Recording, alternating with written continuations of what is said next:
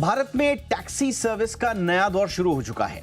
भारत सरकार ने लॉन्च किया है भारत टैक्सी ऐप, जो ओला और उबर जैसी बड़ी कंपनियों को सीधी टक्कर देने आया है। हालांकि ये सरकारी ऐप इसे आप नहीं कहेंगे, बट गवर्नमेंट बैक्ड एक कोऑपरेटिव थीम पर आधारित ये ऐप सर्विस है, जिसे बड़ी कंपनियों को सीधी टक्कर मिलेगी। इस ऐप का ट्रायल पूरा हो चुका है और अब आम लोग अपने मोबाइल पर इसे डाउनलोड करके आसानी से टैक्सी बुक कर सकेंगे। हालांकि अभी शुरुआती चरण है, पूरे देश में अलग अलग बड़े शहरों में इसे रोल आउट होने में अभी और समय लगेगा। लेकिन बड़ी राहत की बात यह है कि किराया किफायती होगा, ड्राइवर से कोई अतिरिक्त चार्ज नहीं लिया जाएगा, कमीशन फ्री है ये। तो क्या ये ऐप आपके सफर को और सस्ता बनाएगा? और जो ऑनलाइन टैक्सी, ऑनलाइन जो कार्स का जो पूरा ताना बाना इकोसिस्टम जो पनपा है पिछले 5-10 सालों में, और जो असुविधाएं और जो नए किस्म के चैलेंजेस एक आम मुसाफिर ने भुगते हैं, क्या उनका जवाब भारत टैक्सी होगी? आज हम इसी पर करेंगे चर्चा। मेरा नाम है दीपक डोभाल, आप देख रहे हैं आपकी खबर आपका फायदा। पहले ये रिपोर्ट देखिए, मैं मेहमानों के साथ लौट रहा हूं।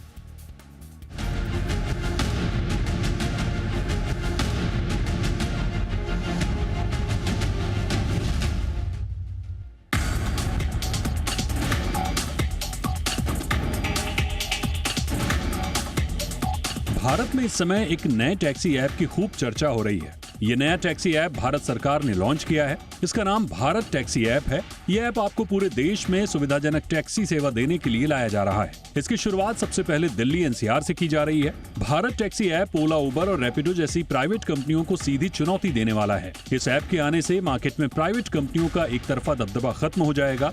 अगर इसका मॉडल जमीन पर पूरी तरह सफल रहा तो भारत की कैब इंडस्ट्री के साथ ड्राइवरों का भी पूरा खेल बदल सकता है। खुद गृह एवं सहकारिता मंत्री अमित शाह ने संसद में कहा कि ये ऐप ड्राइवरों को प्राइवेट कंपनियों की गुलामी से आजाद करेगा और उन्हें सीधे ग्राहकों से जोड़ेगा। भारत टैक्सी का संचालन शाहकार टैक्सी कोऑपरेटिव लिमिटेड द्वारा किया जाएगा।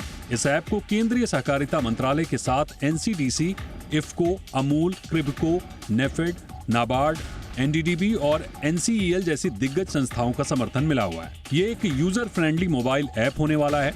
अभी तक दिल्ली और गुजरात में इससे 51,000 से ज्यादा ड्राइवर जुड़ चुके हैं। इस ऐप में आपको सुरक्षा के लिए बैंकिंग ऐप्स जैसा एमपिन वाला फीचर देखने को मिलेगा।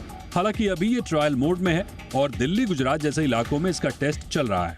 इस ऐप में कंपनी ने एक पारदर्शी किराया सिस्टम लाने का वादा किया है, जहां अचानक से दाम नहीं बढ़ेंगे। भारत टैक्सी में कमीशन 0% होगा। इस ऐप में ड्राइवर को उसकी मेहनत की कमाई का 100% हिस्सा मिलेगा। ये टैक्सी ऐप आपको व्यस्त समय के दौरान बढ़े हुए किराए यानी सर्ज प्राइसिंग के तनाव से मुक्ति दिलाएगा। भारत टैक्सी की सबसे खास बात उसमें मिलने वाले सेफ्टी फीचर्स हैं। ये ऐप सीधे दिल्ली पुलिस और अन्य सुरक्षा एजेंसियों के नेटवर्क से जुड़ा हुआ है। इसमें आपको 24/7 कस्टमर केयर सपोर्ट और लाइव लोकेशन शेयरिंग वाला फीचर मिलने वाला है। इसमें आपको बाइक, रिक्शा, टैक्सी या बड़ी गाड़ी के लिए अलग अलग ऐप्स रखने की जरूरत नहीं है। अब देखना यह है कि भारत का ये नया सफर लोगों की उम्मीदों पर कितना खरा उतरता है। ब्यूरो रिपोर्ट, जी मीडिया।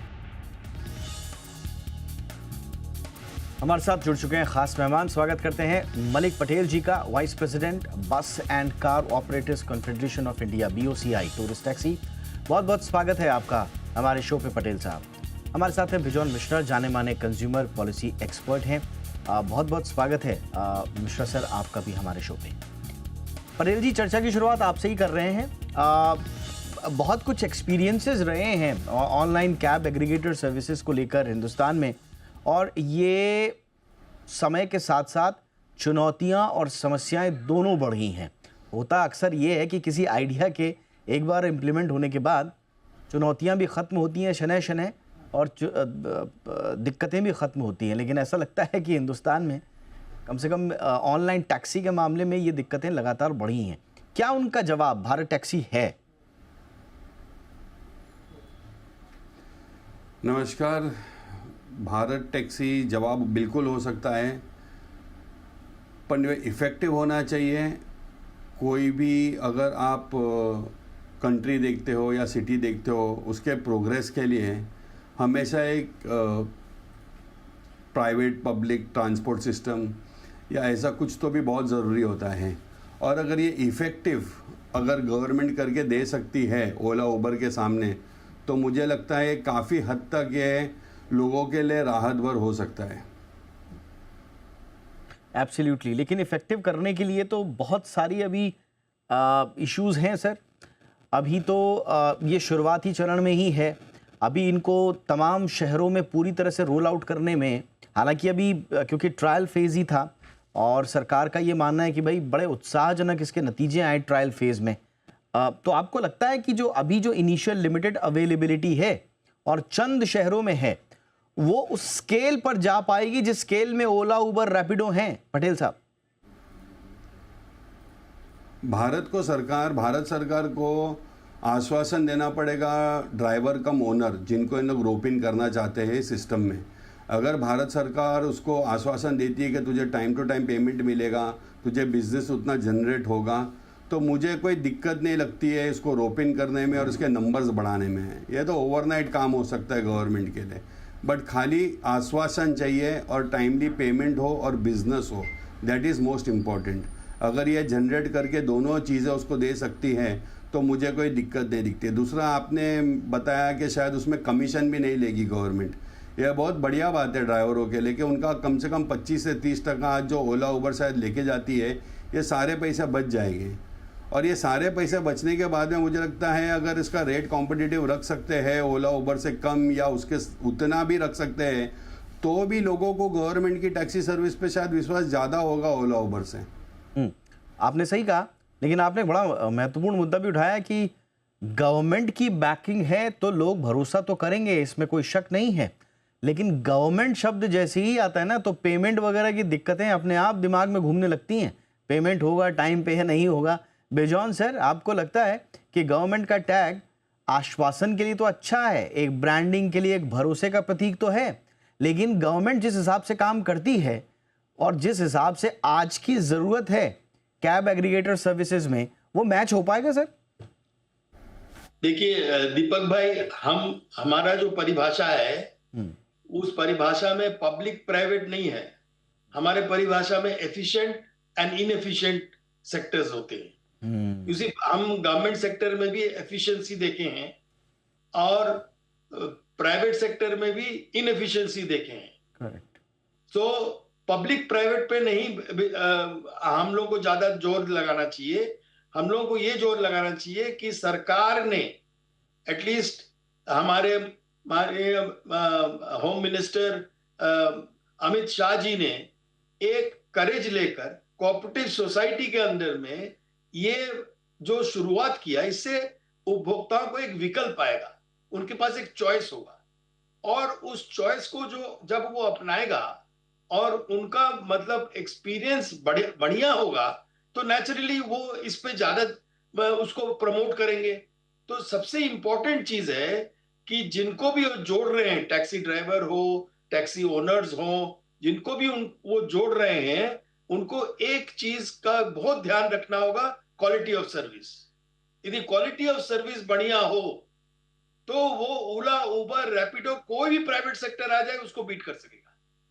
और आपने अपने ओपनिंग रिमार्क में ये भी बताया कि 24/7 हेल्पलाइन नंबर रहेगा। It has to be very consumer friendly. वो हेल्पलाइन नंबर ऐसा मतलब मददगार होना चाहिए कि हर एक व्यक्ति ये विश्वास करेगा कि ये तंत्र काम करता है। रात को 2 बजे भी वो लोग जगते हैं, रात को कोई भी टाइम में आप फोन करो तो वो मदद करते हैं। तो इस ढंग का क्वालिटी सर्विस कोऑपरेटिव सोसाइटी में लाना अनिवार्य है। कई कोऑपरेटिव सोसाइटी के पहले जो एक्सपेरिमेंट्स किए थे अर्लियर गवर्नमेंट, वो सारे फेल हो गए। जितने हाउसिंग सोसाइटी बोलिए, कोई भी कोऑपरेटिव सोसाइटी, बैंक्स बोलिए, सब जर्जर हो गए, सब बंद होने का मतलब जगह पे आ गए और काफी पब्लिक मनी और टैक्स पेयर के पैसे उसमें डूब गए। अब ये नहीं होना चाहिए। उससे सीख कर ये जो अभी एक्सपेरिमेंट शुरू कर रहे हैं अमित शाह जी ने, उसको लागू करवाना चाहिए और अच्छा कंपटीशन लानी चाहिए ताकि कंज्यूमर को सही वक्त में सही ढंग से टैक्सी मिले, सही कीमत में। और इसके लिए बहुत जरूरी होगा। अब हालांकि इन्होंने इसको पूरी तरह से सरकारी तो नहीं है, कोऑपरेटिव है, गवर्नमेंट बैक्ड जरूर है, लेकिन पूरी तरह से गवर्नमेंट नहीं है। तो इसलिए हम ये उम्मीद भी इसमें करते हैं कि पॉलिटिकल इंटरफेरेंस जो है और ब्यूरोक्रेटिक इंटरफेरेंस कम से कम होगा और एक अफेक्टिंग ऑपरेशनल इंडिपेंडेंस जो चाहिए होती है किसी भी स्टार्टअप के लिए, किसी भी क्षेत्र का हो, वो होना बड़ा ज़रूरी है। अब अगर फंस गए आप सरकारी चक्करों में तो फिर बंटाधार होना फिर अवश्यंभावी हो जाएगा। एक और खास मेहमान हमारे साथ जुड़ चुके हैं, संजय सम्राट जी हमारे साथ जुड़ चुके हैं, president Delhi taxi tourist transport and tour operators association. Sanjay ji बहुत बहुत स्वागत है। आपको कैसा लगा आइडिया संजय जी? और ये भारत टैक्सी जो है, ये ऑनलाइन जितने भी कैब एग्रीगेटर्स हैं, इनकी वजह से जो परेशानी, लास्ट मिनट में जो प्राइसेस का सर्ज, ड्राइवर्स की बदतमीजी, और कभी कभी ड्राइवर्स पर भी अत्याचार करते हैं ये लोग, कभी कभी क्या बहुत बार कि ड्राइवर्स खुद परेशान रहते हैं, इन सारी समस्याओं का हल क्या आप भारत टैक्सी को देख रहे हैं? सर, मैं पहले एक बात बता दूं आपके माध्यम से कि ये भारत टैक्सी से कंफ्यूजन पैदा ना करें ड्राइवर्स और जो हमारे दिल्ली भारत की जनता है। हाँ। कि ये कोई भारत सरकार का ऐप नहीं है, ये सहकारी ऐप है जिसको सपोर्ट हमारा जो मंत्रालय है, वो कॉर्पोरेट अफेयर्स जो हमारा वो सपोर्ट कर रहा है। करेक्ट। ये एक तरीके से जैसे अमूल डेयरी है, अमूल मक्खन है, नेफेड है, ये प्राइवेट एक तरीके से है कि ये सब लोगों की भागीदारी से ये कंपनी कोऑपरेटिव है। हाँ जी, ये मैं कोऑपरेटिव है। इस बात को आप पहले ये कंफ्यूजन ना हो पूरे हिंदुस्तान के अंदर ड्राइवर्स में भी और जनता में कि ये भारत सरकार का कोई ऐप आ गया, भारत सरकार ने निकाल दी है। सबसे बड़ी बात तो ये है। दूसरी बात ये है कि एक अच्छी बात है जो हमारे गृह मंत्री साहब ने ये ऐप निकाला है, इससे कहीं ना कहीं थोड़ी बहुत जो ओला उबर की जाती थी वो कम होगी, इसमें कोई दो राय नहीं है। लेकिन सवाल अब ये उठता है कि जिस प्रकार से ओला उबर आई थी, उन्होंने भी बड़े लालच ड्राइवर्स को दिए थे, बहुत सहूलियत बोली थी उन्होंने कि बहुत सारी सहूलियत हम देंगे, लेकिन लास्ट में वही लूट खसोट का मामला शुरू हो गया था। अब क्योंकि ये भारत सरकार द्वारा सपोर्टेड है, तो इससे हम उम्मीद कर सकते हैं कि हमारे लिए काम करेगी। लेकिन इसमें भी कहीं ना कहीं संशय है, क्योंकि ये कहीं ना कहीं एक जो चाल चली जा रही है, एक तरीके से एक षड्यंत्र भी कह सकते हैं कि पहले ये सीएनजी गाड़ियों को, पहले डीजल गाड़ी इन्होंने बंद करी और सीएनजी गाड़ी लोगों की मजबूरी में खरीदवाई। अब इनकी कोई प्रोग्राम ये भी हो सकता है कि ये सब चालू करने के बाद इनको मजबूर करेंगे ड्राइवर्स को कि आप भाई इलेक्ट्रिक गाड़ी खरीदो, और इलेक्ट्रिक गाड़ी दिल्ली की जनता के लिए, ड्राइवर्स के लिए कैंसर है सर, ये मैं आप लोगों को बताना चाहता हूँ। अरे ये तो आपने बड़ा इंपॉर्टेंट इनपुट दिया है। अब हमें जरा विस्तार से समझाइए सर कि आप, ठीक है ये गवर्नमेंट बैक्ड है, इसमें कई तरह के संशय होंगे ही, स्वाभाविक है जो आप बता रहे हैं, लेकिन आप जो बता रहे हैं कि इसमें भी एक षड्यंत्र हो सकता है, वो आपको क्यों लग रहा है?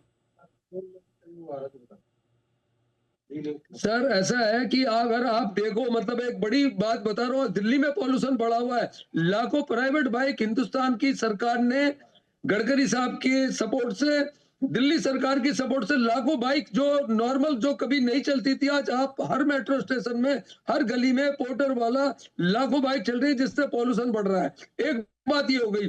अब इन्होंने क्या करा कि जितनी सीएनजी गाड़ी थी, डीजल गाड़ी थी, पेट्रोल गाड़ी थी, वो सामान लोडिंग के लिए दे दिया इनको कि भाई आप सारा कहीं पे भी सामान ला जा सकते हो, एक तरीके से प्राइवेट बाइक वालों को दे दिया। अब इन्होंने मैंडेटरी क्या करा है कि आप 1 तारीख से, 1 जनवरी से सारी इलेक्ट्रिक गाड़ी खरीदोगे। तो ये कहीं ना कहीं हमें साजिश लगती है सर, ये इलेक्ट्रिक गाड़ियां हमारे को जबरदस्ती लादा जा रहा है। ये हिंदुस्तान की जनता के लिए ये प्रदूषण के हिसाब से बहुत खतरनाक चीज है जो इलेक्ट्रिक गाड़ियां। कैसे सर? गवर्नमेंट तो कहती है एक आम आदमी, सम्राट जी गवर्नमेंट तो कहती है, एक आम आदमी तो समझता है कि इलेक्ट्रिक व्हीकल्स आएंगे तो पर्यावरण के लिए बड़ा अच्छा होगा, एक आम आदमी की सेहत के लिए बड़ा अच्छा होगा। आप इसे कैंसर क्यों कह रहे हैं?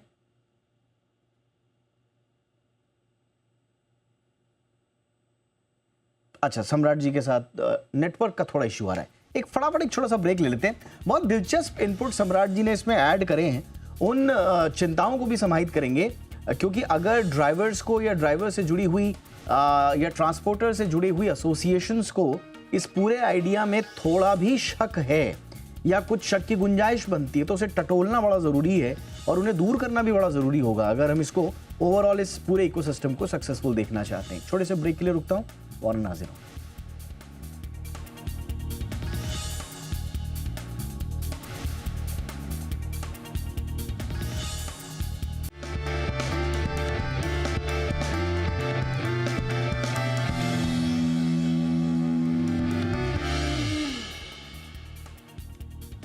ब्रेक के बाद आपका स्वागत है।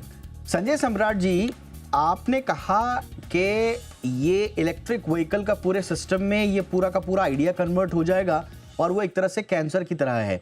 हमें तो ये कहा गया है कि पूरा का पूरा इलेक्ट्रिक जो पूरा ताना बाना है ईवीज का, वो तो इंसान और प्रकृति दोनों के हित में है। आप कैंसर क्यों कह रहे हैं इसे?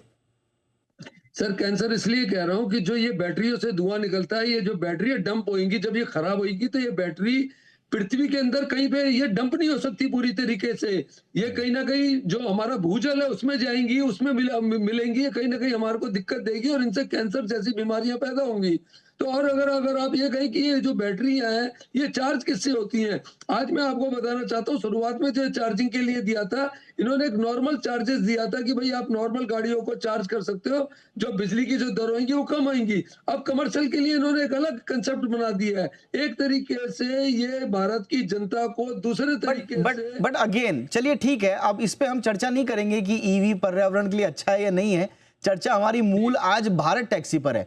अब भारत टैक्सी और ईवी को लेकर आपका डर क्या है? आप बार बार ये क्यों कह रहे हैं कि भारत टैक्सी को बाद में ईवी मैंडेट कर दिया जाएगा, मैंडेटरी कर दिया जाएगा ईवीज?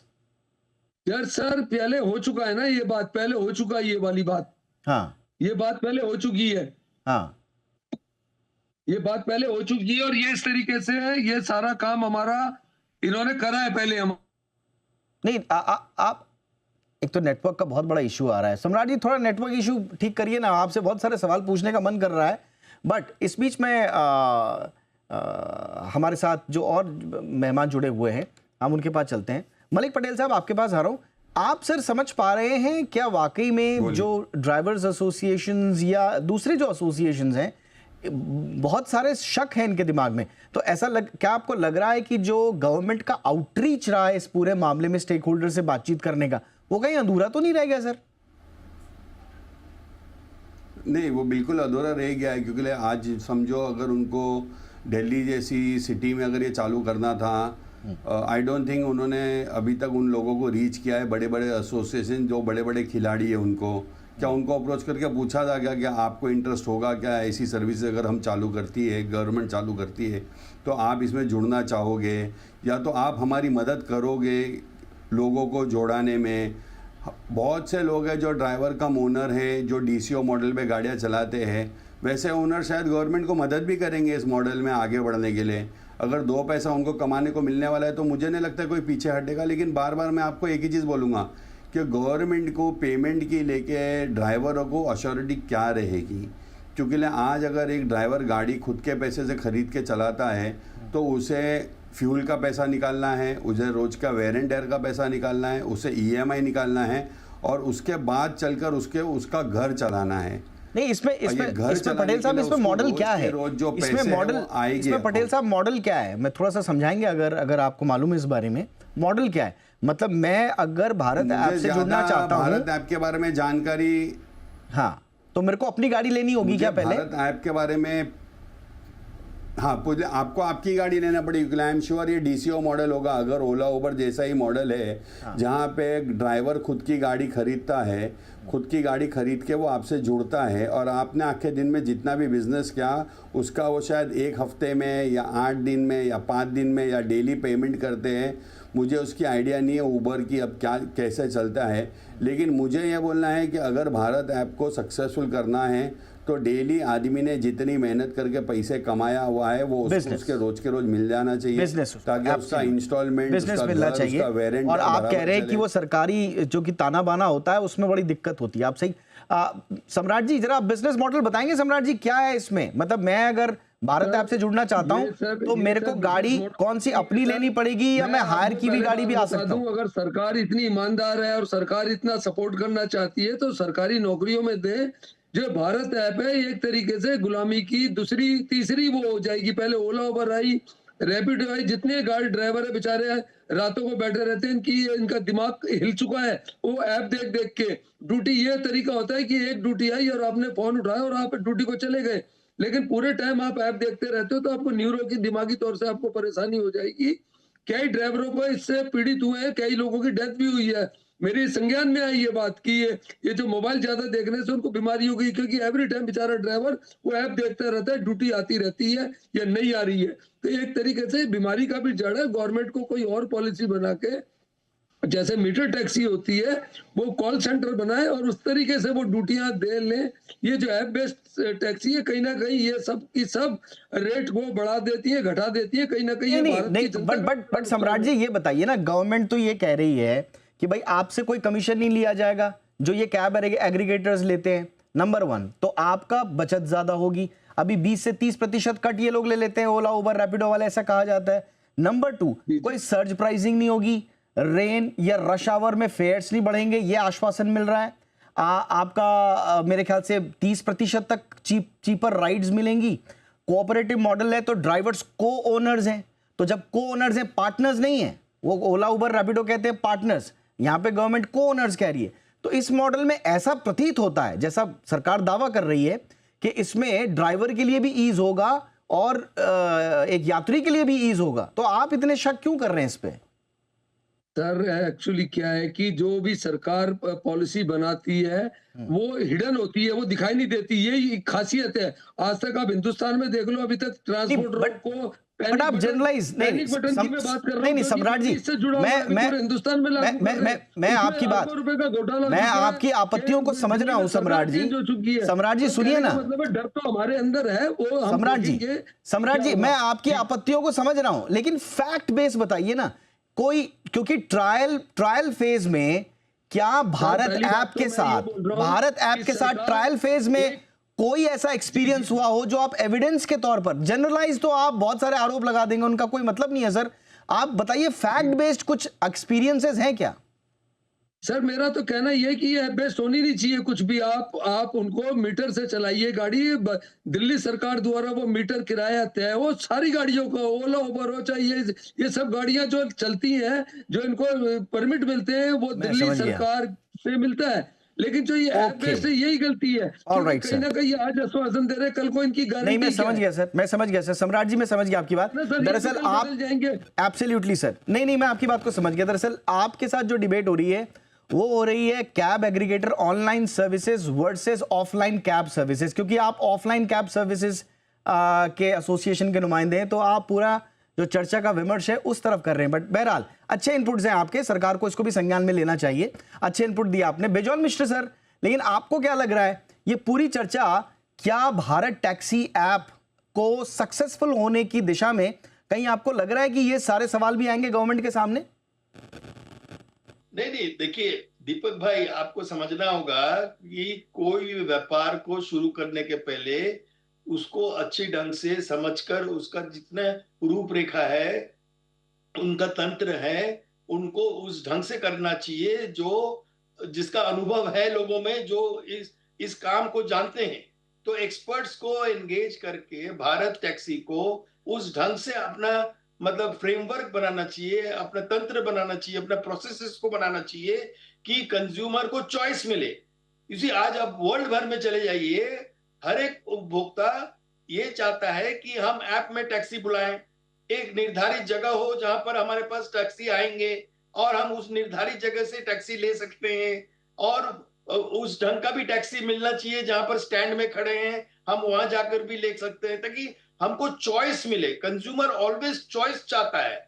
आज ओला उबर रैपिडो वो जो भी चल रहा है प्राइवेट सेक्टर का, वो इसलिए चल पा रहा है क्योंकि कंज्यूमर चाह रहे हैं उस ढंग का सेवा, उनको कन्वीनियंस चाहिए। वो टैक्सी स्टैंड उनको दिख नहीं रहा है, टैक्सी स्टैंड जाते हैं तो टैक्सी ड्राइवर नहीं मिलते हैं, टैक्सी खड़े रहते हैं, मीटर डाउन नहीं करते हैं, कई शिकायत है। किसको शिकायत करें, पुलिस को भी बताएंगे तो पुलिस भी नहीं आता है मदद करने के लिए। तो अभी तो हम लोग एक अज्यूम कर रहे हैं कि भारत टैक्सी के सामने चुनौती आएगी, जरूर आए, लेकिन चुनौती के साथ साथ एक अपॉर्चुनिटी होगा। एब्सोल्युटली, कई लोगों को एम्प्लॉयमेंट मिलेगा, कई गाड़ियां बिकेंगे, नई गाड़ी, कई यूज्ड कार्स भी यूज होने लगेंगे टैक्सी में। एब्सोल्युटली, कई लोग आएंगे जिनको एम्प्लॉयमेंट चाहिए, उनको एम्प्लॉयमेंट मिलेंगे, कंज्यूमर्स को चॉइस मिलेगा, कंज्यूमर को कंपटीशन मिलेंगे, कंज्यूमर को कम दर में सेवा मिलेंगे। तो इसमें बहुत सारे एडवांटेजेस भी आएंगे, और हम उम्मीद करते हैं सरकार कोऑपरेटिव सोसाइटी के तहत इसको इसलिए ला रहे हैं क्योंकि वो एक ऐसा सक्सेस स्टोरी बनाना चाहते हैं। हम भी उम्मीद करते हैं सर, हम भी उम्मीद करते हैं, हमारे पास दोनों पक्ष हैं इसके, हम भी उम्मीद करते हैं कि ये पूरा मॉडल सक्सेसफुल हो और अंततोगत्वा ग्राहक के फ्रेंडली हो। लेकिन जो दो इंपॉर्टेंट पॉइंट्स उठाए हैं पटेल साहब ने उठाया कि साहब देखिए ये बिजनेस मॉडल तभी सक्सेसफुल होगा अगर बिजनेस आ रहा है, बिजनेस नहीं आ रहा है, डीमोटिवेट हो रहे हैं अगर ओनर्स या को ओनर्स जिनको कहा जा रहा है, ड्राइवर्स या ओनर्स, तो फिर तो बड़ी दिक्कत आ जाएगी। और दूसरा कि ऑनलाइन कैब एग्रीगेटर के आने से कहीं मोनोपोली ना हो जाए ऑफलाइन सर्विसेज जिसका जिक्र सम्राट जी ने किया, वहाँ जो समस्याएं हैं उनको भी ओवरऑल सुनना बड़ा ज़रूरी होगा। तो कुल मिला के एक बड़ी अपॉर्चुनिटी है हम सबके सामने कि हम आम आदमी की सहूलियत के लिए पूरे कैब एग्रीगेटर सिस्टम को एक बार फिर से रीसेट करें। बहुत बहुत धन्यवाद आप तीनों का अपने इनपुट्स देने के लिए। सम्राट जी बहुत बहुत धन्यवाद। मलिक पटेल साहब thank you so much. Professor bison Mishra thank you so much sir for your time. Show में इतना ही, इजाजत दीजिए, देखते रहिए जी बिजनेस। नमस्कार।